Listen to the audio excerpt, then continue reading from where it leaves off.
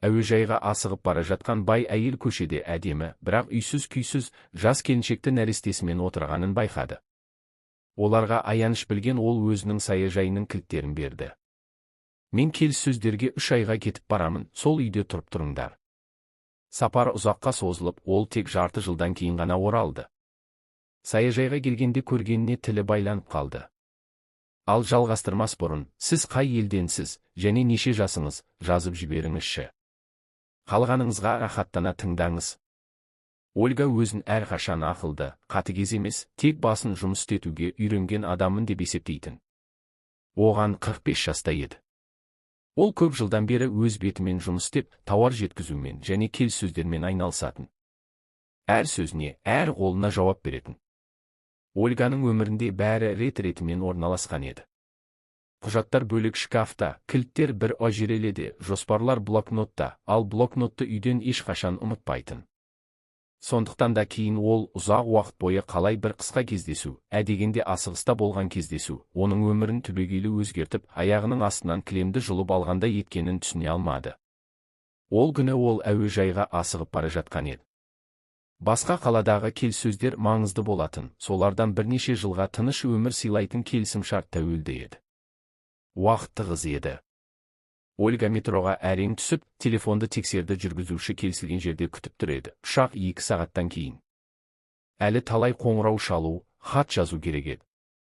Метродан шыға отырып, жарнама қалқанының көлеңкесінде қабырғаға сүйеніп жас әйел отырғанын көрді. Өте жас, 20-дан сәл асқан шығар. Қолында кішкентай ғана бала, ескі көрпеге оралған. Әйел қол созып, ақша сұрамайтын, көзін өткен кеткеннен жалтақтамайтын, жай ғана отыр еді. Күші таусылғандай, кім өтсе де бәрі бір сияқты. Ольга өте берейін деп еді, өте де берді, бірақ бір нәрсе тоқтатып қалды. Мүмкін әйелдің баланы кеудесіне қалай қысып ұстағаны шығар, абайлап, нәзік, ең қымбат нәрсесіндей. Немесе көзқарасы аянышты да, наглый да емес, бос, шаршаған. Ольганың іші шымыр етті. Ол әділетсіздікті жек көретін, ал міне әділетсіздік дәл алдында тұр еді. Ольга жақындады. Сізге жаман ба? Деп сұрады ол, өз дауысының қаншалықты жұмсақ шыққанына өзі таң қалды. Әйел көзін көтерді. Көздері сұр, үлкен, мазасыз, бірақ истерикасыз. Жоқ, деді ол, сөзін жалғай алмай. Біз түнейтін жер таппадық. Мен сұрамаймын, жай ғана. Ольга балаға қарады. Кішкентайы ұйықтап жатыр еді, тыныш-тыныстап, беттерінде суықтан қызарған шырай. Атыңыз кім? Деп сұрады Ольга. Алина, деді әйел. Тұратын жеріңіз бар ма? Алина басын шайқады, содан кейін ұялғандай үнсіз қосты. Бұрын болатын. Бәрі жоғалды. Мен жалғызбын. Ольга білетін. Қазір ақша берсе, 1-2 күнге көмектеседі, содан кейін бәрі қайталанады. Ол тағы бір нәрсені білетін. Бала мен ана көшеде қалса, одан әрі өте тез нашарлайды. Ол үшін адам жаман болуы міндетті емес, өмір солай құрылған. Ольга кенет саяжайын есіне алды. Қала сыртындағы үй, тек оның атына тіркелген. Үй жалға берілмейтін, бос тұратын. Ол сирек баратын. Жазда демалысқа, қыста тек бәрі дұрыс па деп тексеріп. Қалған уақытта үй жай күтіп тұратын. Үй мықты еді, пеші бар, электр, суы бар. Сарай емес, бірақ тұруға болатын. Міне сол сәтте Ольганың ішіндегі адамдық сезім оянды, кейін барлық қиындық осыдан басталатын. Тыңдаңыз, деді ол Алинаға қарап, менің саяжайым бар, үй бос тұр, ешкімге жалға бермеймін. Мен командировкаға кетіп барамын, 2 айға деп ойлап едім. Сол үйде тұрыңыз, үйді қарап тұрыңыз, біреу кірмесін. Жылы, суы бар, тек абайлап қараңыз, жақсы ма? Алина алдымен түсінбеді. Жай ғана қарап тұрды, Ольга басқа тілде сөйлеп тұрғандай. Содан кейін ерні дірілдеді. Сіз шынымен бе? Ольга басын изеді. Сөмкесінен кілттерді шығарып, жасыл белгісі бар байламды тауып алды. Мынау ұстаңыз, мекен-жайын қазір жазып беремін. Көршілер жақсы, бірақ артық айтпаңыз. Үй менікі, жай тұрыңыз, мен қайтқанда одан әрі шешеміз. Ол мұны қарапайым айтты, әйтеуір гүл суаруға кілт беріп тұрғандай. Ешқандай келісімшарт, қолхат, сенімхат алмады. Ақша сұрамады, мәңгілікке деп уәде бермеді, тіркеу туралы айтпады. Жай ғана дұрыс деп санағанын істеді. Алина кілттерді алақанында қысып алды, қазір тартып алатындай қорыққандай. Рахмет, деді ол. Мен бәрін сақтаймын, шынымен. Рахмет. Ольга асығыс күлімсіреді де әрең жүгіріп кетті. Ол кешігіп бара жатқан еді. Егер сол сәтте біреу оған жарты жылдан кейін осы қақпаның алдында тұрып, өз үйіңді танымай қаласың десе, Ольга күліп жіберер еді. Ол менікі, жақсылық, бөтендікі алынбайды деген қарапайым ережелерге тым сенетін. Командировка шынымен ұзаққа созылды. Алдымен келіссөздер қиын өтті, содан қосымша шарттар шықты, содан кейін контрагенттермен сот басталды, қағаз соғысы, күш-қуатты байқаусызда сорып алатын. Ольганың денсаулығы күрт нашарлады. Қысым, ұйқысыздық, ұстамалар. Дәрігерлер тексерілуге, қалпына келуге қалуды талап етті. Ол тағы бір апта үйге деп ойлайтын, бірақ апта 2 аптаға, 2 апта айға айналатын. Саяжай сирек есіне түсетін. Басында жұмыс, аурухана, қоңыраулар, құжаттар болатын. Кейде қонақ үйде түнде Ольганың есіне Алинаның сұр көздері, көрпедегі нәрестесі түсіп, әттең, қыстан аман шықса екен дейтін. Содан өзін жұбататын. Үй жылы, пеш бар, көршілер жанында, процесс бәрі жақсы болады. 6 ай бір ұзын күн сияқты өте шықты. Ольга қалаға әрең оралды, шаршаған, арықтаған, істелмеген істері толып, бір ғана тілегі тыныштық. Ол бір апта бойы істермен айналысты да, кенет саяжай мен Алинаны есіне алды. Естелік күтпеген жерден тікендей қадалып келді. Ольга күнтізбені ашып, 2 айдың әлдеқашан 6 ай болғанын түсінді. Барып көру керек деді өзіне, қарап, адамша шешу керек. Ол үй тұр деп ойлады. Алина бәлкім кеткен шығар, бәлкім күтіп, алғыс айтқысы келетін шығар, бәлкім тағы бір апта сұрар. Ольга көмектесуге дайын еді, бірақ ақыл шеңберінде. Әйел мен баланы қақаған аязға қуып шығатын адам емес еді, жай ғана өз өмірін ретке келтіргісі келетін. Жол 2 сағат алды. Айналадағы қар сұрғылт, борпылдақ еді, орманда көктем иісі сезіле бастаған. Ольга жүріп келе жатып, аз да болса қуанып еді. Ақыры өз жерінде, жүрегінде тыныштық. Содан кейін қақпаны көрді. Дәлірек айтсақ, алдымен қақпадағы жаңа тақтайшаны көрді. Бұрынғы жерде ескі құлыппен абайлаңыз, ит бар деген бояуы кеткен тақтайша ілулі тұратын, иттің өзі әлдеқашан жоқ болса да. Енді сол жерде жаңа, ұқыпты тақтайша тұр еді, ақ фонда қара әріптермен бөтен фамилия. Ольга тоқтап қалды, қабырғаға соғылғандай. Оның үйі қоршаудың арғы жағында тұр еді, күтімді, жолдарына құм себілген, ауласында жаңа грядкалар, ұқыпты бортиктер, тіпті кішкентай жылыжай. Терезелері таза, кіреберісте жаңа кілемше. Бәрі шынымен тұратын үй сияқты көрінетін. Ольга көліктен түсіп, қақпаға беттеді. Жүрегі қатты соғып тұр еді. Кілті құлыпқа бірден кірмеді. Құлып басқа еді. Ол тағы көріп көрді, жоқ, кілт кірмейді. Ольга құлыпқа қарап стой тұрды да, ішінде бір түрлі толқын көтерілді, ашу емес, таңғалу, әйтеуір бөтен түс көріп тұрғандай. Көрші ауласынан платок таққан әйел шықты. Ой, сәлеметсіз бе, деді ол көңілді. Алинаға келдіңіз бе? Ол үйде.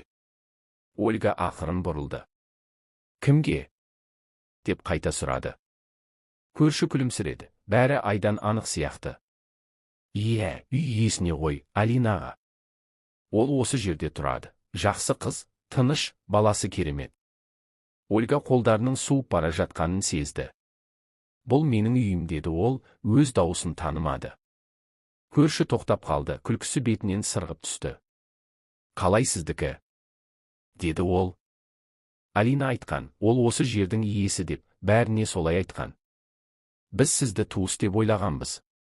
Ольга тыңдамай қалды. Ол қақпадағы жаңа қоңырауды басты. Дыбысы жаңа, қатты еді. 1 минуттан кейін үйдің есігі ашылып, кіреберіске Алина шықты. Енді ол басқаша көрінетін. Шашы жиналған, курткасы таза, беті сұр емес. Қолында сол бала, бірақ өсіп қалыпты, қалыпты қалпақ киген. Ольганы көргенде Алина қатып қалды. Көздерінде қорқыныш жарқ етті, бірақ сонымен бірге басқа бір нәрсе шиеленіс, осы сәтті әлдеқашан күткендей. Ольга дем алды. Алина, бұл менмін.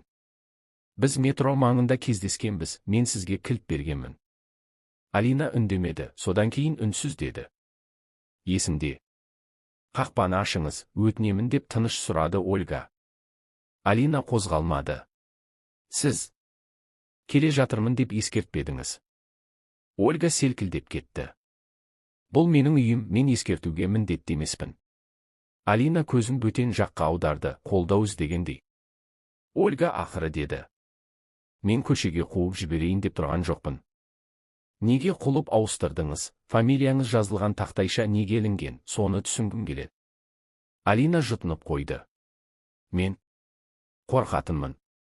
Айналада түрлі адамдар, үй бос. Мен жай ғана біреу кірмесін деп. Тақтайшаға келсек, көршілер кім екенімді сұрайтын, мен тұрамын дедім, иесі рұқсат берді дедім. Ольга оған қарап тұрды да, алдында тек мүмкіндікке шынтақтап ұмтылған адам ба, әлде біреудің өміріне жаңа өмір құрып жатқан адам ба, шеше алмады. Ашыңыз деп қайталады Ольга. Өтінемін, жақсылықпен. Алина ақырын түсіп, қақпаны ашты. Ольга кірді.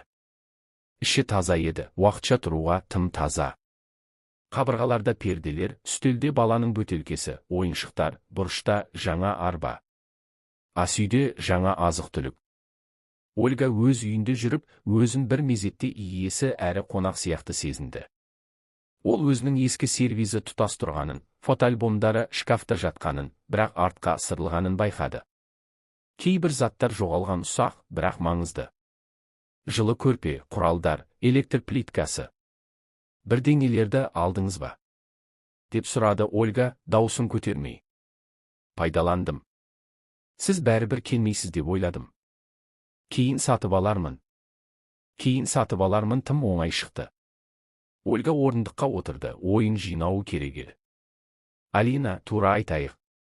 Осы жерде қанша уақыт тұрып жатырсыз? Сіз кілт берген күннен бастап. Осы мекен-жайға бірдеңе тіркеттіңіз бе? Алина көзін алды. Маған поликлиникаға, балаға керек еді. Адресіз еш жерге алмайды. Ольга қабағын түйді. Қандай құжаттар? Алина шаршағандай күрсінді. Мен осы мекен-жайды тұрғылықты жерім деп көрсеттім. Әлеуметтік қызметке. Маған баланың тіркеуін рәсімдеуге көмектесті, меншік емес, жай тіркеу, жәрдемақы алу үшін. Мен үйіңізді ұрлаған жоқпын. Ольга басында шыңғырлап кеткенін сезді. Ол меншіктің бір бөлік екенін, ал әкімшілік тіркеу мен қамқоршылық тексерулердің мүлде басқа екенін жақсы түсінетін. Бюрократияда қағазы бар адам көбіне нәрестесі бар, жылап тұрған адамнан ұтылады. Кім көмектесті? Деп сұрады Ольга. Алина үнсіз қалды. Көмек орталығындағы әйел. Мен сол жаққа барғанмын. Ол. Егер шынымен тұрып жатсаң, рәсімдеуге болады деді. Мен иесі рұқсат берді, үй бос тұр деді. Ол. Онда бәрі дұрыс деді. Ольга көзін жұмды. Ол қазірдің өзінде бәрін көз алдына елестетіп тұр еді. Иесі кеткен, демек келісім болған, әйел бала шағасымен тұрып жатыр, жөндеу салған, баланың құқығын бұзбай қуып шығару қиын, тіпті шындық басқа болса да, дәлелдеу ұзаққа созылады. Сіз салым салдыңыз ба? Деп сұрады Ольга. Бояу сатып алдым, кранды жөндедім, грядка жасадым. Алина кенет даусын көтерді. Мен сіздің үйіңізді құтқардым. Мұнда бәрі құлап жатқан, ал сіз кетіп қалдыңыз да ұмыттыңыз. Ольга көзін ашты. Мен ұмытпадым. Мен кешіктім, себебі сізді қатысы жоқ себептермен. Бұл сізге иесі сияқты әрекет етуге құқық бермейді. Түсінесіз бе? Алина баланы қаттырақ қысты. Бетінде қасарысу пайда болды. Маған баруға жер жоқ. Мен кетпеймін. Бұл сөздер үкім сияқты естілді. Ольга тұрды. Қалып қалса, артық сөйлеп қоямын деп қорықты. Мен сізбен бала алдында ұрысқым келмейді деді тыныш. Қазір кетемін, бірақ қайтып келемін. Бәрін заңмен шешеміз. Алина ештеңе айтпады, тек Ольга шығып бара жатқанын қарап тұрды. Көшеде платоктағы көрші тағы шықты. Не болды? Деп абайлап сұрады. Ольга сөз таппай көлікке отырып кетті. Ол қорықпады. Ол ауыр сезінді, әйтеуір жақсылық шешімі мойнына тас болып ілінгендей. Кешке ол таныс заңгерге телефон соқты. Ол мұқият тыңдады да Ольга қорыққанын айтты. Меншіксіздікі бұл бастысы. Бірақ егер ол шынымен мекен-жайды бір жерге тіркесе, қамқоршылық қосылса, әлеуметтік қызметтер кіріссе, абайлап әрекет ету керек. Құлып ауыстырып, заттарын шығарып тастауға болмайды, бұл сізге қарсы бұрылады. Бірақ үйсіздікі. Егер тез әрекет жасасаңыз, ол полиция шақырып, баламен мені қуып жіберді деп айтады да, сіз жаман болып шығасыз. Дұрыстап хабарлама беру керек, босату талабын жазу керек, содан кейін сотқа арыз, мүмкін заңсыз басып алу мен құлып ауыстыру туралы арыз, фактіні бекіту керек. Ольга тыңдап, шаршағанын сезді. Ол жұмыстағы соттардан енді ғана шыққан, енді тағы сот өзінің аяушылығы үшін. Ертесіне ол тағы барды, бұл жолы жалғыз емес заңгерімен және шақыра алған участковыймен бірге, фактіні бекіту үшін. Алина есік алдында бозарып, шиеленіскен күйде қарсы алды. Заңгер тыныш түсіндірді. Үй Ольга Сергеевнаға тиесілі, тұруға келісім уақытша әрі ауша болған, мерзімі өткен, үйді босату керек. Алина дірілдеген қолмен құжаттарды шығарды. Мынау деді. Маған құжаттар берді, бала осында тіркелген, бізде тұрғылықты жері бойынша тіркеу бар. Участковый құжаттарды алып қарады. Бұл меншік құқығы емес деді ол, жай анықтамалар. Содан қабағын түйді. Мұнда иесінің қолы қайда? Алина одан сайын бозарды. Заңгер Ольгаға сыбырлап. Бәлкім, ол мекен-жайды нақты тұрғылықты жері ретінде көрсеткен, немесе біреу қол қойғызып тездеткен. Тексеру керек. Ольга Алинаға қарап тұрды да, алдында үй тартып алушы емес, жаман қадамға итермелеген адам тұрғанын алғаш рет көрді, ештен кейін кешіреді, бәрі солай істейді деп уәде берген. Бірақ бұл басты нәрсені өзгертпейтін. Үй оныкі еді, ал оны одан тыныш, сенімді түрде айырып жатқан. Ольга тегіс деді. Алина, мен сізге жамандық тілемеймін. Бірақ сіз мұнда одан әрі тұра алмайсыз. Мен сізге басқа жер табуға бір апта беремін, көмектесемін, аналарға арналған орталықтың байланыстарын беремін, алғашқы уақытқа ақша беремін. Бірақ кетуіңіз керек. Алина ернін қысты. Апта аз, 2. Жақсы, 2 апта деді Ольга. Бірақ сіз уақытша тұратыныңызды, меншікке құқығыңыз жоқтығын, үйді босатуға міндетті екеніңізді қолхатқа жазып бересіз. Алина участковыйға, заңгерге қарады. Егер қол қойсам, кейін ешкім мені қабылдамайды деп сыбырлады. Заңгер тыныш жауап берді. Орталық сізді қабылдайды, қамқоршылық сізді алып қоймайды, егер ақымақтық жасамасаңыз. Ал егер қасарысып, үй менікі деп тұрсаңыз, тек өзіңізге қиындатасыз.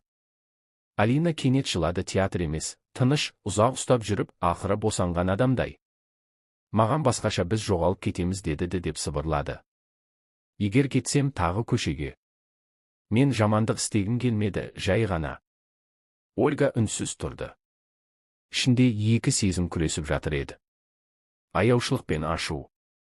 Бала мен анаға аяушылық, өзіне және жағдайды пайдаланғандарға ашу. Кім айтты? Деп сұрады Ольга. Алина көз жасын сүртті. Орталықтағы әйел. Ол. Шатырың болса, ұстап тұр, иесі келмейді, келсе салым салдым, бала бар. Қамқоршылық деп айт, шығара алмайды деді. Ольга ақырын басын изеді. Мінекей Алинаның иесі сияқты сенімділігі қайдан шыққаны, оған аяушылық пен қорқынышқа басуды үйреткен. Ольга қатты деді. Мен сізге жау емеспін, бірақ құрбан да болғым келмейді. Немесе адамша шешеміз, немесе сот арқылы. Сот арқылы ұзағырақ әрі былығырақ болады сізге де, маған да. Алина ұзақ үнсіз тұрды да, ақырын деді. Жақсы, 2 апта. Олар қарапайым әрі түсінікті құжат жазды. Уақытша тұру, меншікке талап жоқ, үйді босату міндеттемесі. Ольга кетті, бірақ жеңілдік сезбеді, өйткені салдары әлдеқашан басталғанын түсінді. Әрі басталды. Бірнеше күннен кейін Ольгаға әлеуметтік қызметтен қоңырау шалды. Ана мен бала қуылып жатыр деген шағым түсті. Содан жергілікті әкімдіктегілер қоңырау шалды. Осы мекен-жайда кім тұрады деп нақтылаңыз. Содан хабарлама келді, баланың тұрмыс жағдайын тексеру. Ольга таңғалмады, жай ғана папка ашып, қағаздарды сол жаққа салып отырды. Заңгер. Бұл қалыпты, олар міндетті түрде тексереді. Сіз тыныш жауап бересіз, меншік құжатын, төлқұжатыңызды көрсетесіз, түсіндіресіз, көшеге қумаймын, ресми нұсқалар ұсынамын, көмектесемін. Бастысы жүйкеңізді тартпаңыз. Ольга солай істеді. Мамандарды тыныш қарсы алды, айқайламады, меншік құжатын, төлқұжаттан үзінді көрсетті, түсіндірді, көшеге қумаймын, уақыт бердім, көмектесемін. Бір қамқоршылық қызметкері жас, бірақ қатаң кенеттеді. Білесіз бе, көбіне керісінше болады. Иелері бәрін істейді, тек қуып шығайын деп, біз араша түсуге мәжбүр боламыз. Ал сіз? Ол Ольганы мұқият қарады. Сіз жағдайға түсіп қалдыңыз. Тыныш ұстаңыз, заң сіздің жағыңызда. Бұл сөздер ауадай керек еді. Бірақ жүрек түкпірінде Ольга заң жағында екенін, ал жүйкені ешкім қайтармайтынын түсінетін. 2 апта өтті. Ольга тағы саяжайға барды, бұл жолы жалғыз. Бәрін тыныш бітіргісі келді. Алина кіреберісте сөмкесімен, баласымен тұр еді, жанында 2 пакет зат. Ол осы күндерде қартайғандай көрінді. Жер таптым деді, тыныш. Орталықта бөлме бар, тағы 2 анамен бірге, бірақ болады. Ольга басын изеді. Жақсы. Алина кілттер байламын ұсынды. Ольга алды. Екеуі үнсіз тұрды. Содан Алина кенеттеді. Мен шынымен үйіңізді тартып алғым келмеді. Қорықтым. Ольга күрсінді. Мен түсінемін. Бірақ сіз де мені түсінуіңіз керек. Мен сізге кілтті жақсылықпен бердім, ал сіз маған бірдеңе борыштымын деп істедіңіз. Бұл сенімді бұзады. Алина басын иді. Ольга балаға қарады. Кішкентайы оған байсалды, тыныш қарап тұр еді, бәрі түсінгендей. Ольга конверт шығарды. Ішінде ақша көп емес, бірақ алғашқы уақытқа жететіндей. Алыңыз деді Ольга, дәрі-дәрмегіне, тамағына. Сосын үнсіз қосты. Әрі ақылдылардың бөтеннің үстінде өмір құр дегенін тыңдамаңыз. Олар кейін жоғалып кетеді, ал жауап беретін сіз боласыз. Алина дірілдеген қолмен конвертті алды. Рахмет деп сыбырлады. Сіз мені түрмеге отырғыза алатын едіңіз. Ольга басын шайқады. Маған сіздің түрмеде отыруыңыз керек емес. Маған сіздің адал өмір сүріп, баланы өсіруіңіз керек. Ал үйді мен қалайда жөндеп алармын. Алина басын изеді де, бұрылмай кетті. Ольга кіреберісте жалғыз қалды. Айнала тыныш еді. Көршілер қоршаудың арғы жағынан қарап тұрды, бірақ жақындамады. Олар жаңа иесі Алинаға үйреніп қалған еді. Енді нағыз иесіне қалай қарарын білмейтін шығар. Ольга үйге кірді. Іші бұрынғыдан әдемірек еді. Терезелерде перделер, асүйде ұқыпты сөрелер. Бірақ бұл бөтеннің әдемілігі еді, әрі Ольга алғаш рет ашу емес, қайғы сезінді. Өйткені Алинаның өмірі сондай болған, кез келген бұрышқа өмірлік құтқарудай жабысатын. Әрі Ольганың өмірі сондай болған, бір жақсы қимыл оған ұзақ соғысқа айнала жаздаған. Заңгер кейін айтты. Сізге сәттілік болды, ол өз еркімен кетті, әйтпесе сот айлап созылуы мүмкін еді.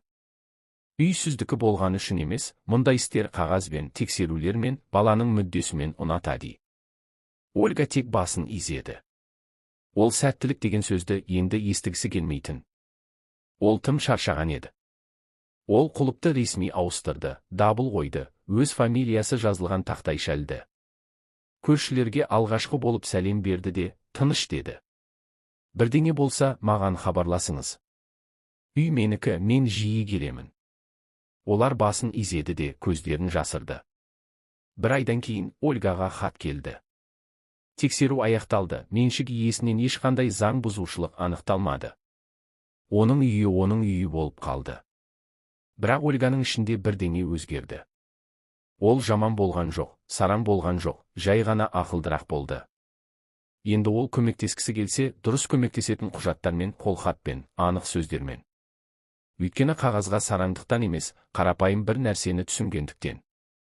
Шексіз жақсылық кейде жақсылық емес, Тұзаққа айналады көмектескен адамға да, көмек алған адамға да.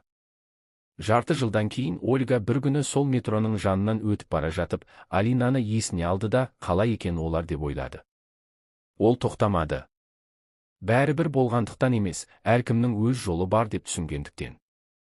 Ол қолынан келгенді істеді, әрі ендігі ең жақсысы сол қатені қайталамау, бірақ жүрегін жабу емес. Кейде шынымен де шындық сенің жағыңда болады. Бірақ оны дәлелдеу сөзбен емес, төзімділікпен керек. Әрі дәл сол төзімділік ақыры үйді де, жүйкені де, жанды да құтқарады.